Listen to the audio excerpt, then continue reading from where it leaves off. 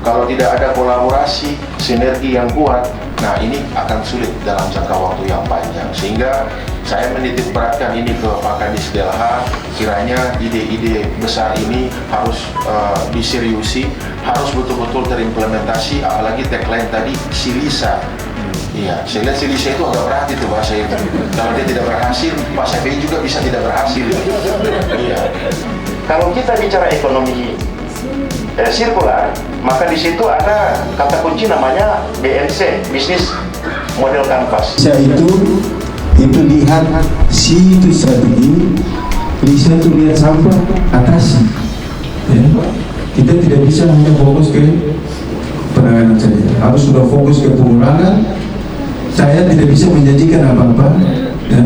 Paling tidak kita hanya bisa menyampaikan bahwa kalau kita mengurus sampah dengan baik, lingkungan kita menjadi sehat. Yang jelas dia punya kelebihan, dia tahan lama. Karena namanya plastik, ya, itu ratusan tahun. Ya. Ya, jadi ini kelebihan salah satu kelebihan. Tetapi mungkin dari sisi berat dia kurang.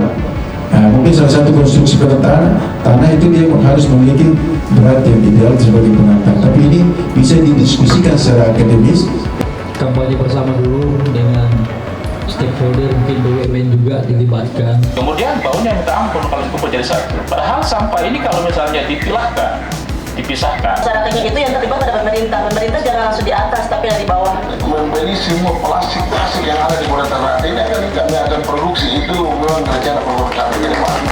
Jadi ada itu salah satu masyarakat Salero yang mengatakan kemuni biar mau dibikin sosialisasi edukasi basar-basar lagi, tapi kalau terhadap ternyata itu sama saja. Tiap makan habis pilah sampah dari rumah. Jadi saya pilah sampah. Kalau plastik saya mau bikin tadi tuh, mau bikin sofa. Jadi hal pertama yang ingin saya sampaikan pada hari ini, saya melihat hal yang luar biasa, yaitu kegiatan yang dilaksanakan oleh Dinas Lingkungan Hidup, dan itu sudah ada setelah makan kita bisa pilah sampah, dan itu saya apresiasi sekali. 18 dan 19, baru kalau turun ke laut, kamu dong lihat tanpa bebas-bebas saja terhadap orang, sampah harus saya betul. Ini kan yang bikin orang otak jadi blank semuanya begini. Bahwa buanglah sampah bukan pada tempatnya. Jadi sampah itu dipilah, harusnya dipilah, dan ini menjadi suatu pembelajaran buat kita semua. Seperti halnya kita ketahui bahwa semua yang ada di dalam sini pada intinya mendukung terkait dengan kegiatan ini, dan kami dari Dinas Pendidikan juga mengapresiasikan terkait dengan hal ini karena ini kembali ke anak-anak kita semua yang ada di sekolah. Itu menjadi turun sangat besar ya, menjadi 5 ton, dan yang paling banyak adalah di kompos dan didaur ulang. Karena juga tadi disebutkan sampah organik itu memang menjadi komposisi yang dominan. Kampung itu juga kita launching di tahun ini, di awal tahun 2024 itu adalah inovasi refill system. Ini juga menurut kami sebagai bentuk perputaran ekonomi gitu ya. Jadi sesuai yang tadi disampaikan Bu Daro bahwa plastik itu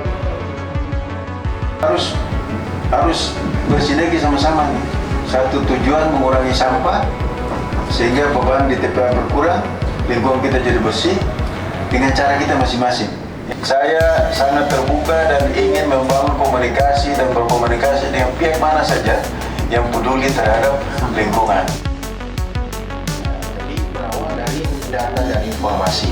Nah, harapan saya pada hari ini insya Allah semua nanti berakhir dengan berbagai ide dan gagasan-gagasan yang inovatif untuk nantinya bisa ujian akhir Pak Syafi'i insya Allah bisa mempersembahkan yang terbaik untuk BIM 2. Mungkin itu, sekali lagi terima kasih untuk semua yang telah hadir di sini.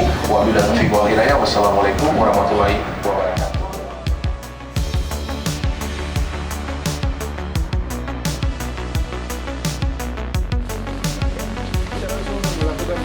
Nah, pembelahan ini kita sudah tadi coba praktekkan, melakukan pembelahan, sudah terbagi menjadi sampah organik. Nah, ini yang nanti bisa kita arahkan menjadi kompos. Kemudian ini paling berat nih, coba. Kemudian yang ini sampah plastiknya yang bisa punya nilai jual. Kemudian ada sampah kertas, karton, bisa juga punya nilai jual. Ini laku di bank sampah.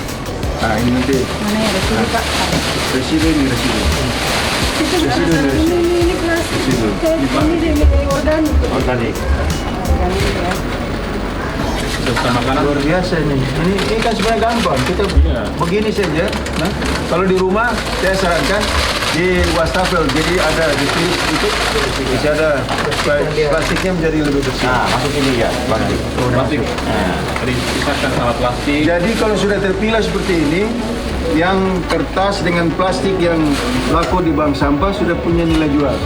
Oke? Yang organik ini berat nih. Ini langsung bisa kita arahkan ke komposter. Mau Takakura, nanti ada contoh Takakura. Kemudian ada juga lewat komposter yang lain, ya. Nah, jadi ada macam-macam komposter yang bisa kita lakukan. Kemudian yang residu ini yang nanti mungkin tinggal ini yang terbuang ke TPA barangkali.